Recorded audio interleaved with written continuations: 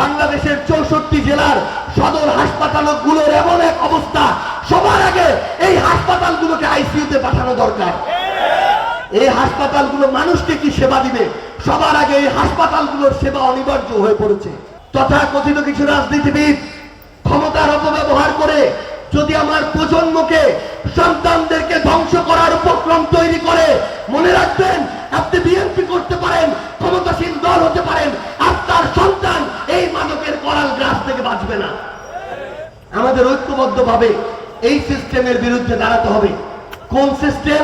সেই সিস্টেম যেই সিস্টেমে গুটি কয়েক রাজনীতিবিদ ওই মাদক ব্যবসায়ীদের শেল্টার দেয়, চাঁদাবাজদের শেল্টার দেয়, জমি দখল করা লোকদের শেল্টার দেয়, ক্ষমতার অপব্যবহারকারীদের শেল্টার দেয়, থানায় গিয়ে থানা দখল করার পায়তারা করে, নিজের মতো পুলিশ বাহিনীকে ব্যবহার করার চেষ্টা করে। এই ধরনের অপকর্মকারীদের বিরুদ্ধে আমাদের দাঁড়াইতে হবে। মনে রাখতে হবে আমাদের এই যে হাসপাতাল, নেত্রকোনা সদর হাসপাতাল, যখন খালিয়াঝুরিতে গেলাম সেখানে বলছে তাদের নেত্রকোনা সদর হাসপাতালে আসতে কষ্ট হয়।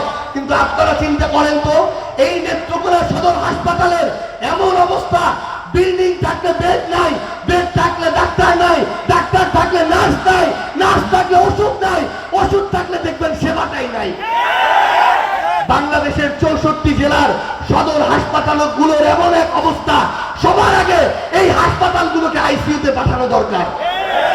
এই হাসপাতালগুলো মানুষকে কি সেবা দিবে, সবার আগে এই হাসপাতালগুলোর সেবা অনিবার্য হয়ে পড়েছে।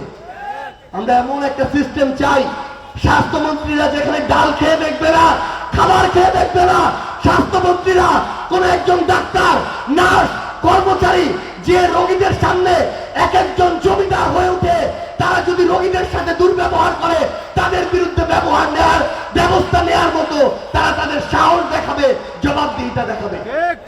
আমরা ওই সিস্টেমের পরিবর্তনটা চাই।